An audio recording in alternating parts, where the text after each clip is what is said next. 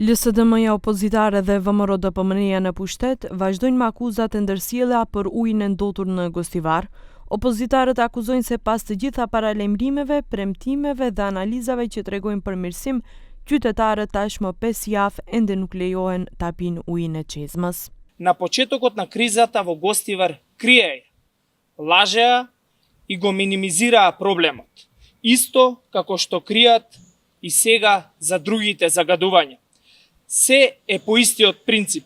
Прво се крие, потоа се најавува, на крајот граѓаните остануваат без безбедна вода, а тие продолжуваат со пресконференции.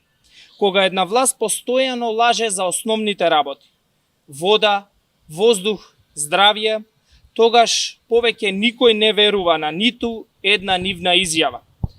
Гостивар е само најновиот доказ. Nga VMRO-DPMN thotë se LSDM-ja nuk ka të drejtë të bëjnë moral për ujin e ndotur në Gostivar dhe kërkuan që prokuroria të hetojë heqjen e Filipçës dhe pushtetit të LSDM-s, i cili sipas tyre ka lejuar që gostivarasit të helmohen për vite me radhë pa e ditur se nga çfarë u shkaktohen sëmundjet. Талогот на општеството Филипче, поради кој со години сме пиеле небезбедна вода, а тоа не ни било кажано нам, граѓаните на Гостивар, нема право да го морализира случајот. Со години Филипче и власта, предводена од СДС, добивава извештај од државните институции за тоа дека водата во Гостивар не е безбедна за пиење, а тие го криеле и не превземале ниту една мерка за справување со проблемот. Овој проблем во Гостивар не е од денес, туку е од децениска негрижа на локалните власти. Problemi me ujin e pishëm në Gostivar, por edhe me banorët e helmuar vazhdon prej më shumë se një muaji.